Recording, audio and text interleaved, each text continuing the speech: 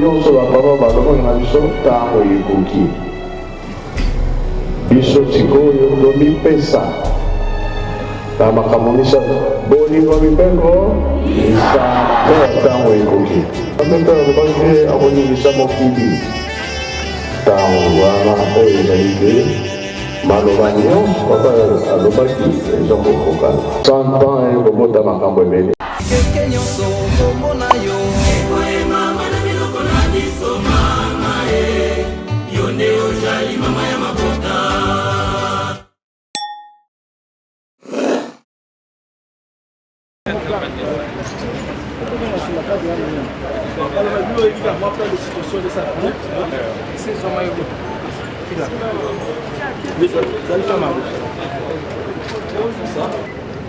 Bonjour.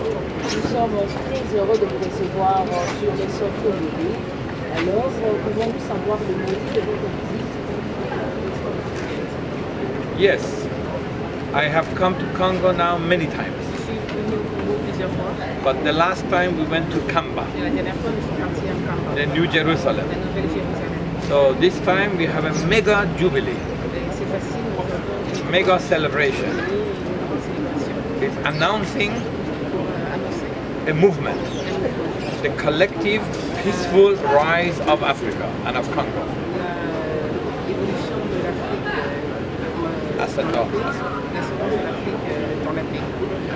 This is called the surprise rise of Africa.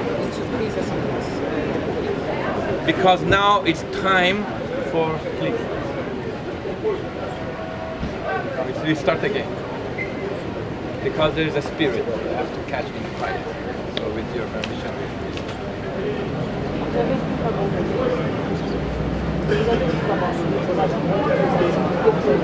de venir ici démocratique du Congo, alors qui représente réellement Yes. Because it's the sign from heaven, from God, that it is the time for the Black Africa to rise, to become a leader in the world. Not third world class citizens. Three world class, no. Not second world class, but first world class. That Africa is the source, is the origin, is the contributor. Africa subsidized Europe 500 years. Europe. 500 years. And it is Africa who subsidized America 300 years. And it is Africa who subsidized China 100 years.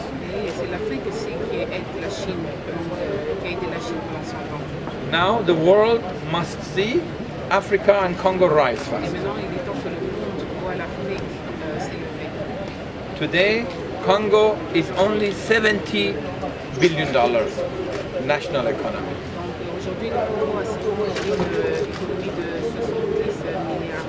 But it must become $1 trillion economy. Yeah, $1 trillion only in 5 to 7 years. Congo can become $5 trillion economy in 10 years. That's why we bring the international community to see Congo, to go to the heart of Congo, go to Nkamba, see the masses and the people in the rural area, but their mind and their heart is already elevated.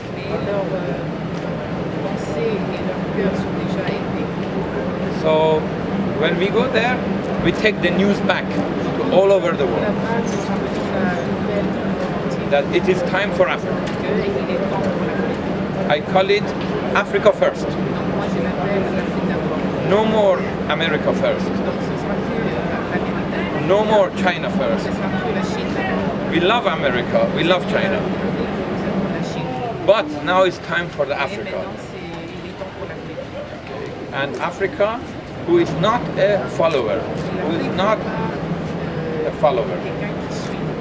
is not a receiver. Africa that is not a beggar. Africa, I need nothing. I have everything. I build, I generate wealth. The wealth, and I distribute. The money out. Répondu à notre question. Et puis je vais nous répondre par la classique. C'est rare parce que c'est la Thank you very much. Thank you for everyone in Congo, all the people, all the masses. Bien, merci. Nous commençons mon état comme la traduction, beaucoup de M. Sengeli. Tout le monde est délégation, mon nom est ORIE, Nkamba Ministère, Fazam Kamarabavi, Azali, grand investisseur, Azali Maramomingi dans le monde, surtout que Dubaï est développé, Chine, c'est lui. Aïe, Pambate, si ça veut le chômer payé, Oyo, Tata Mokonzi, Kolo, comme fait ça, Oyo, Congolais, nous soit tombés liés, coup de chapeau, courage, Wana, et au lac Sacre. Ndenge tata Kimbangu na 1921 Safri mokili koya pona koluka nzambe awa na Congo. Donc biso ba congolais biso tout oza ba Kimbangu. Fête ya le 6 avril les pona ba Kimbangu c'est église.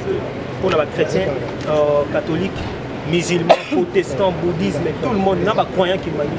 Eza ba tunyo so moni même ba continent DGM, RVA, tout le service oyo bazali na mbela tata mokonzi ekolo te balingi tata mokonzi ya bule bayambi bapayane na kimia bakomi na kimia lelo eza arrivé à bapaya nyonso bazouta monde entier Amérique bazouta Suisse Allemagne Koweït le prince héritier tout ça lelo soki bato wana baye pamba te balandi tata Kimbangu c'est que biso na conscience africaine conscience wana elakisaki tobongisa mbongo na biso tosunga vision ya tata mokonzi ekolo totika bafutilité pamba te kimia na este ekota po ete bonne gouvernance esalama tobika mpe oyo ezali tata Kimbangu koloba bongo ke bato bazouta bipai bonso bongo na monde eza kaka likambo etali bayimbindo te etali mpe bamindele bango mpe bandimeli bongo religion oyo ya bakimbanguiste tolingaki toyeba message nini okoki kopesa na bacongolais oyo bamisusu jusque la badutaka kaka ke papa Simon Kimbangu na misala monene mpe azali kotindami monene mpenza ya nzambe ya bongo ebale emelaka kaka bato bavanda na pembeni nango moto avanda na pembeni ebale akoka somo ebale te biso tomesana mais bato bauti libanda interpellé biso na 21 tata alobaka moyindo akokoma mundele akokoma moto moyindo ntango tata fazamaki le 19 novembre 2023 afukamaki alobi ke toye kozongisa bino bokonzi tosalaki bino mabe au nom de tout le monde tosengi pardon c'est que départ eza na bino oyo bango balobi bango nde so bango olakisa biso nzambe il a fallu siko biso to comprendre tant tozali na tata mokonzi ekolo na Dubaï nazo présenter événement papa Félix Antoine Tshisekedi Tshilombo roi aza koyebisa yo tambusaka mboko nzambe azali roi ya Dubaï et tout ça. Tant aux Aïe na Japon, Allah la premier président africain Allah na palais impérial. Parce que Azamo na tata Kimbangu. Donc mboko ezali na avenir, tout cha bolingo, bibé komisala ndenge za PJ6 travail to tombola. Et moto ka bwana pinzanga na yo bongo to ngaki pe to yeba que le konyi pende zali ya plus particulier exclusivité, il y a célébration, il y a le 6 avril au année 2024. 6 avril na calendrier bantu ezali bona na bato mwingi. Ezali kozonga na bokoko na biso o tata maréchal arataki papa Félix Antoine asali yango na cité moi mingi ezate na cadre diplomatique ou politique pamba te mutu soka selo ka malamu bazongisa yango 3 fois tozongiseli yango mokwa koswa elingi koloba ke mokili ordre mondial à tata Kimbangu a imposé yango d'une manière d'une autre. Il y aura pas l'occultisme dans ces pays, il y aura pas la guerre, il y aura pas l'opposition bidon, il y aura que la bonne gouvernance pour être congolais non ça dans la limité pour tout le monde mboka na biso.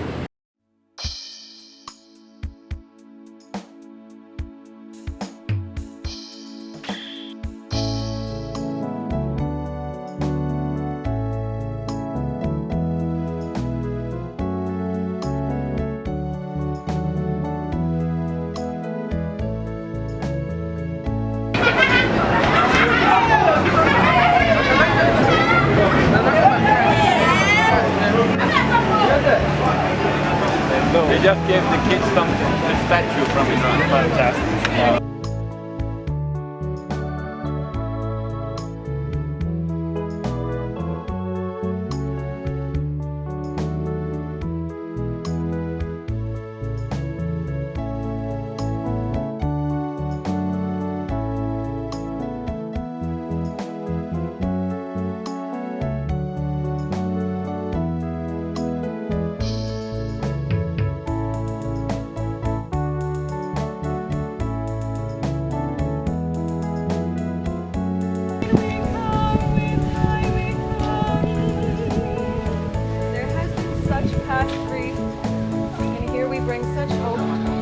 hope, such determination, such knowing, such knowing, such knowing. And there is so much behind us, so much behind us, so much with us. Coming home, welcoming home, welcoming home, all home, all home, all home is one. One God, one humanity. One God, one humanity, one wholeness, one circle of peace. One circle of peace, one circle of peace, of white light, of blue light.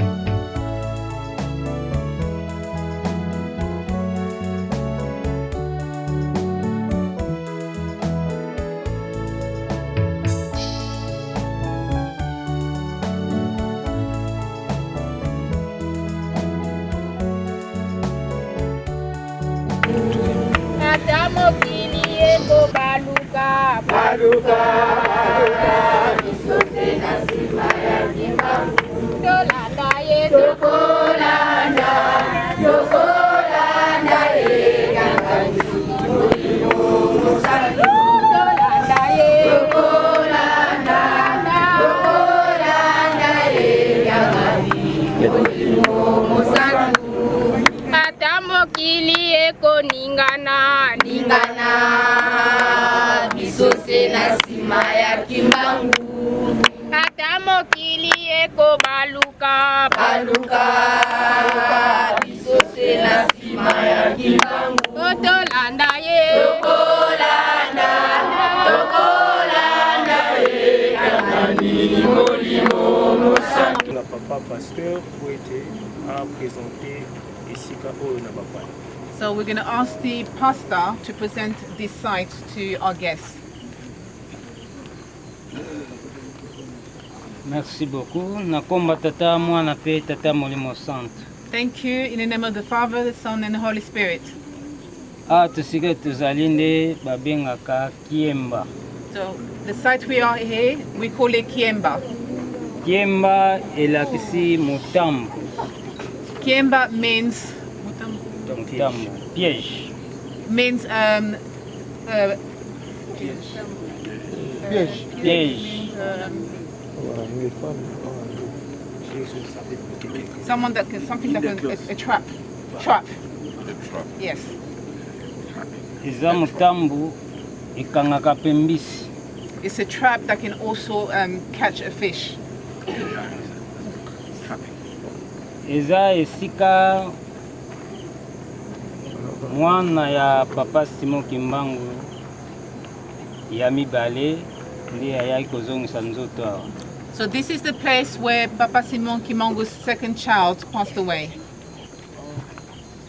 Yango nde mokili mobimba mingi tolekaka Nkamba totikalaka kobondela awa parce que eza esika moko sacré. So this is why everybody that comes here stops here and prays because it's a sacred place. The second son is the father of this. So the second son is also the father of the current spiritual chief. So the ministry came from Papa Simon to the third son, to the second son, to the first son, back to the grandson. For the history.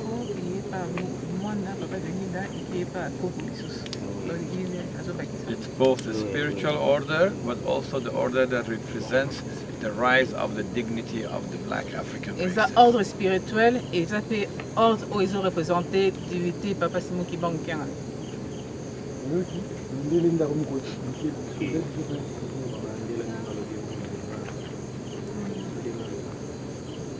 Lobi que ordre où ezali que Papa Simon Kimbangu ya liputa yende mtabana ko diriger et que pas mwana naye et Yesu soit pas koko naye ezali ordre divin ou spirituel où ils ont dirigé biso. Okay.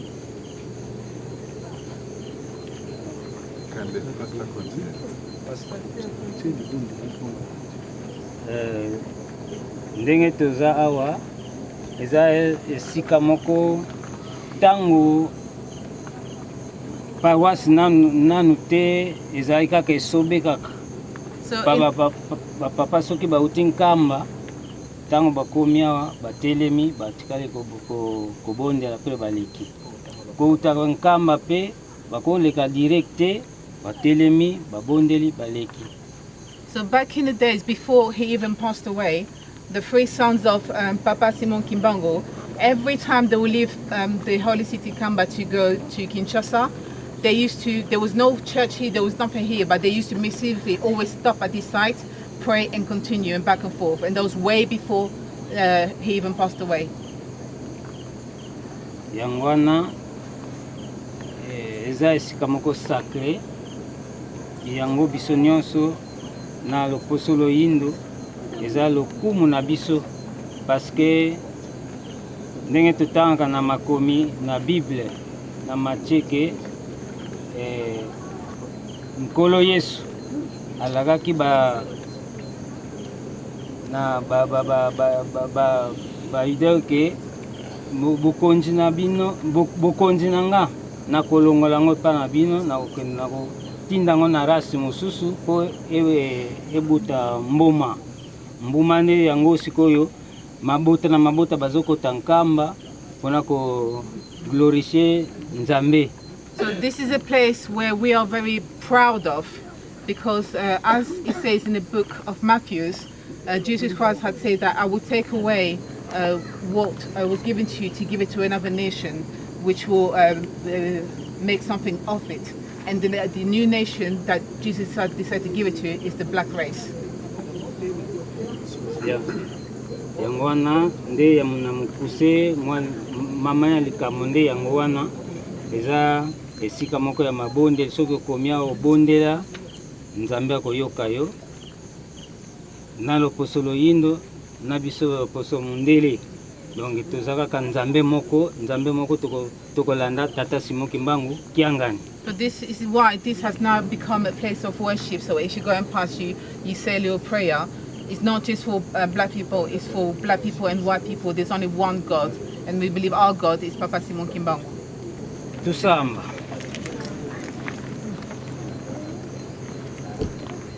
Munankumba se ye mwana ye tata mwanda velela. Nzambe to Papa Simon Kimbangu Kiangani, tata mfumu mbanza. Ngeye yimfumu to Yesu Kristo. Waiza mungiza ya nzole mukanda da beto bandombe wavovo kina ikuiza siyaso bankumbu kumbu ya nkaka izulu dyampa dinavo kumbu ya soba dialunga na Kiangani kumbu ya mpa yeo waiza yao dinangekwa kwa mfumoto Yesu Kristo tala bana baku batu kiri munansianda kadibonso jasona mavo makanda ezindinga si matombo kamu Yerusalemi mukuna kunda ngeyenzana ya ubana baku balweki bavundulukia kabavila keneko basidi kukunda kubusibaluta muna Yerusalemi nkululombele mpasiko lwa batambula lwa banata lwa vana mpe mavimpi kuna batukidi luvuvamu tuka muna makanda mau mpota mu Yerusalemu ya nsambu mpai kambe bika kale ya nsambu beto mpetu kuna ngabambanza ya kiemba tubatambu di munankumbwa se ye mwana ye mpeve ya longo. Amen. Amen. Bon voyage. Merci. Have a safe journey. Thank you. Thank you for the prayer. Thank you.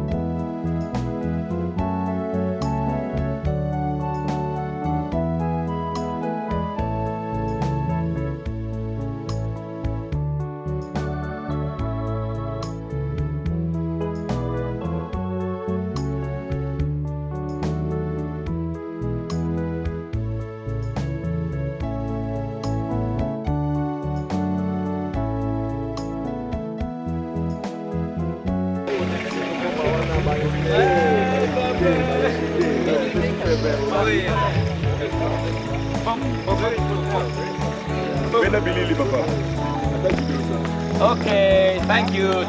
Jerusalem. Jerusalem.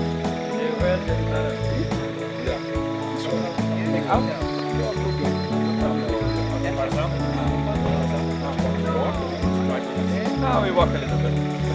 Okay, but we have to coordinate here then. Yeah, see, the media is with me, don't worry. Come. Okay, Yabaha, whatever we do.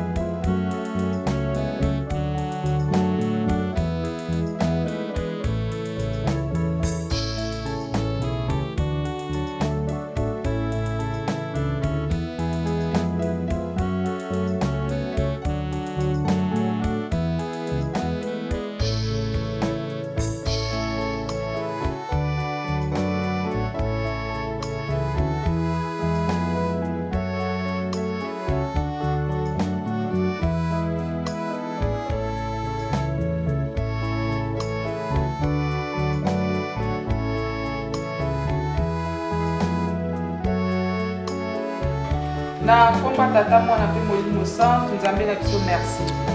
Obateli biso butu mobimba na mawa pe na molimo no konstitution na mbonga oyo tozongisi matondo ya bino.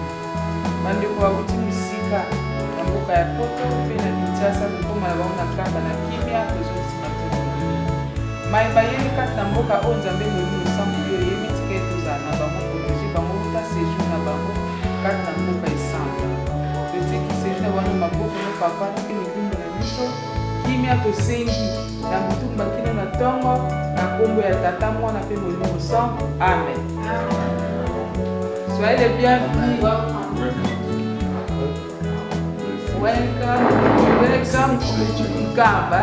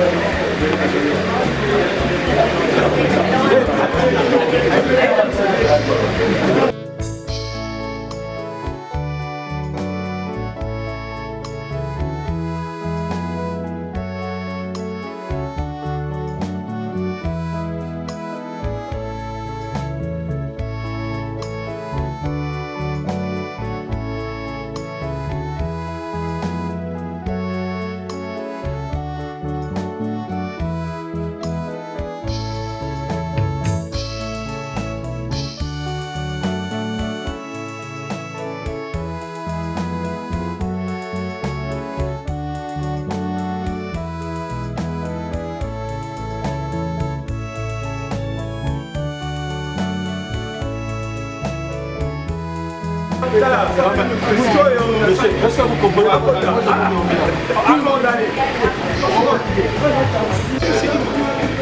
c'est une fille.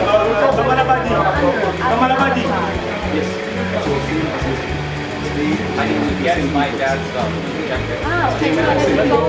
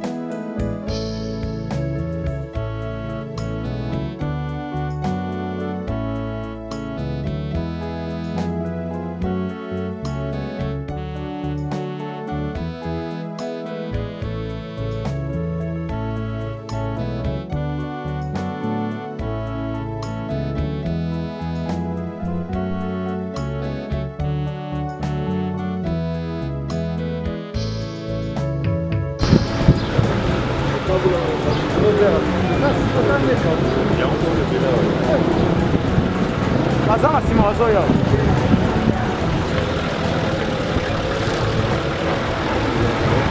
Esta cosa no va a poder.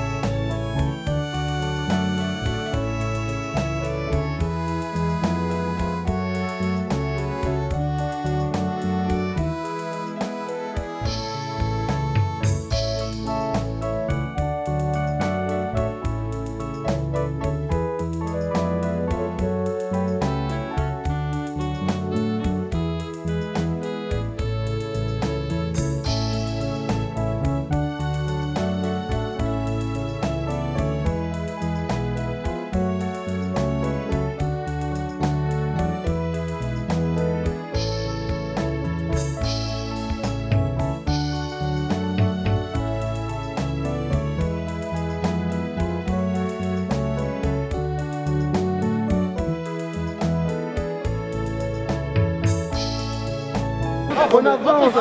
Ok, les gars. Papa Gustave, pas pour ça, non, parce que vous prenez la soya. Maman Sylvie, on avance.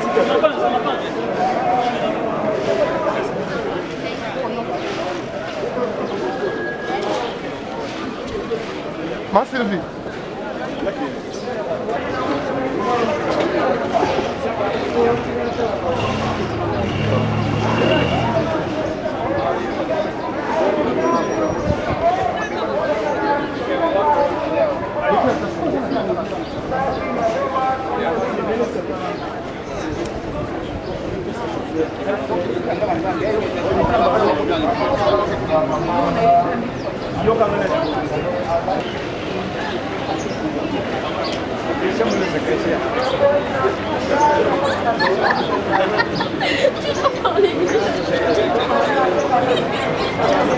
Good. Your English is good.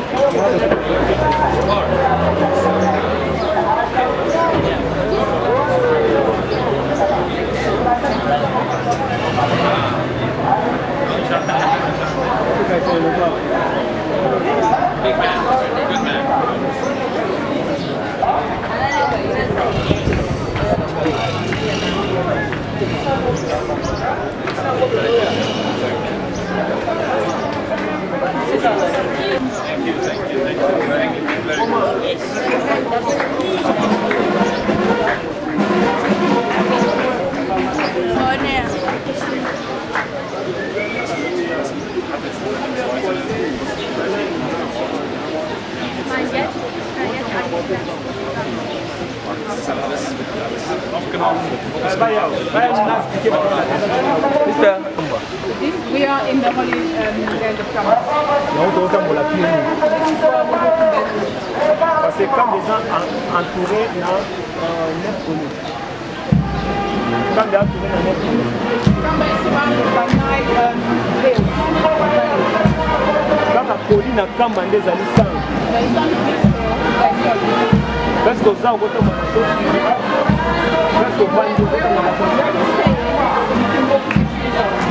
ah, on va la ma belle est sacrée. So here we can On te boire à son so this is why here you don't have to speak. on vient à gâter, pourquoi je sois You don't have to shout. maman te l'a à deux pantorobes. So for us women, we have to wear a long dress. This is where the gloves Papa te l'a à retirer. Moi, je connais la expérience en deux ans. dress properly. En 1921, In 1921, ah, on est là-bas, place papa, c'est votre maman, on a oublié sa malade, il va pas pouvoir. this is where Papa Simon Kinshasa used to heal people. Some pictures and you see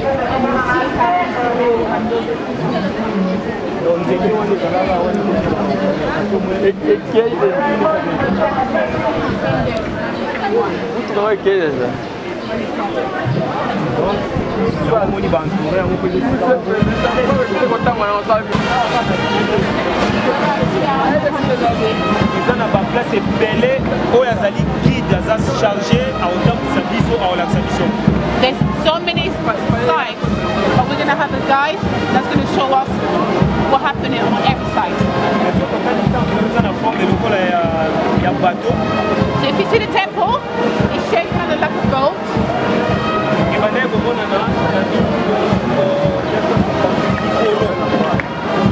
Before the temple was built, people used to see the actual temple up in the sky.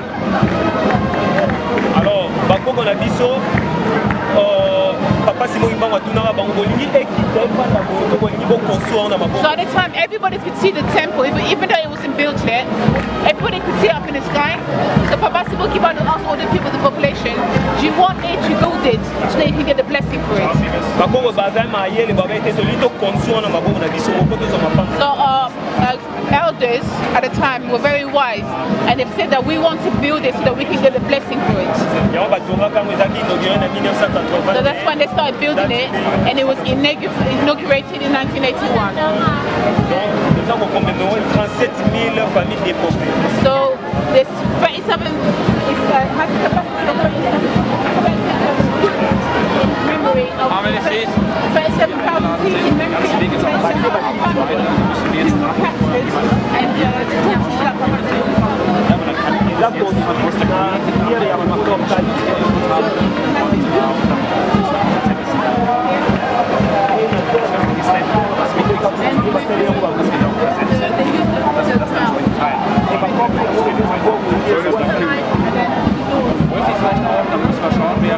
ils ont un motif, oh, il y a sportif, hermétique.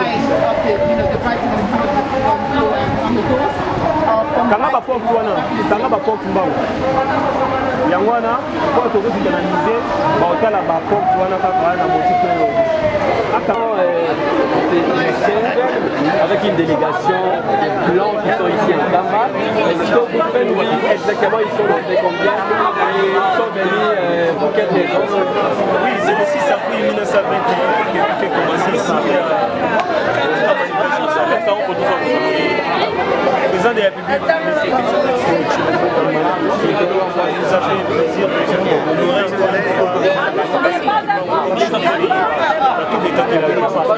la délégation venue du monde, Amérique, ils ont mis pour célébrer ensemble avec chose spirituelle. Papa Simon qui manquait en année le 6 avril. C'est une victoire pour le monde. Et c'est difficile en 1921 de voir comment nos ancêtres souffraient, mais coupés et tout ça. Aujourd'hui, c'est la fête, c'est une célébration. Et on dit merci à chef de l'État, félicitations à Chilombo, notre et merci aussi à nos papas de trois. Voilà, Dieu le Père, Papa du Solokele, Dieu le Fils, Papa Dialunga Nakangani, et Dieu le Saint-Esprit, Papa de Ménapouti. Et moi, c'est Papa Simon. Ça, c'est la victoire.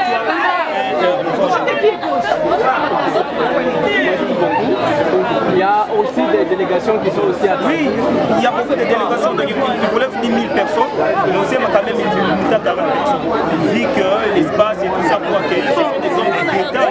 Il y a le vice-ministre du Ghana, c'est lui le premier producteur. Les gens vont quand même communiquer en esprit.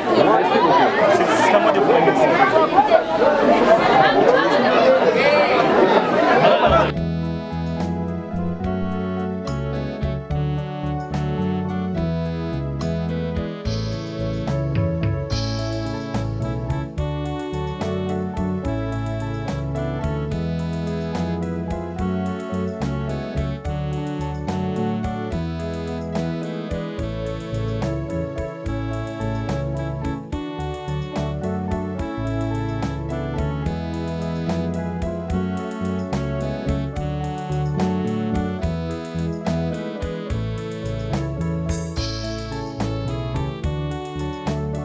Africans, you know how like the Asians have their handwriting, the Arabs have their handwriting.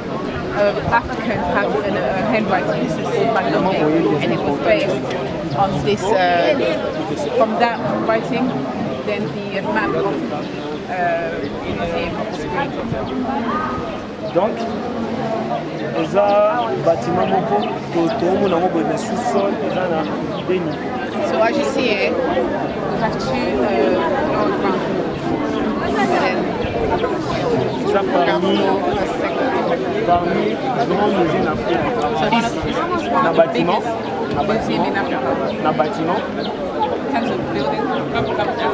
Premier musée au monde, spirituellement et culturellement. So first museum in the world that's very strong in spirituality and culture. Parce que les gens vont conserver toute une histoire du monde. Because it's bringing the whole history of the world in one, because this is where it all started. Toute l'histoire du monde. World story will be started here. Et ils ont misé ça pour habiter dans l'objet. So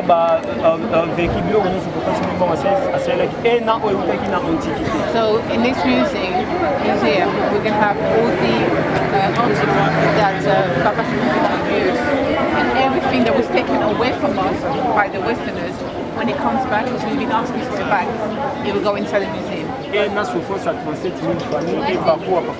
So the histories of the suffering will all be inside the museum. But so far we don't have too many things, but we just have temporary stuff here that's in display, but the rest will be coming as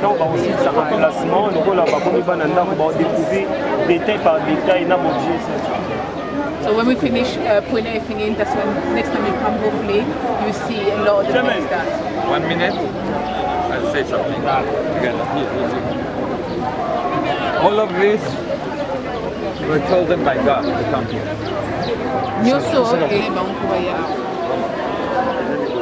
some magic happened for each one of them. Donc le mot magique est tout. She was going to pilgrimage in Israel. Akina pèlerinage en Israël. The war happened. Et puis guerre est attaquée. She came to Dubai out of nowhere. Et après Came from Africa. We met him like almost the #1 gift that I prayed that God will give him. And he appeared and he just, since then he's walking with us, flying with us. Oh, Emily, the first time I thought, you are meant for Africa, you're here. She said yes, the first minute we met. And now all of them are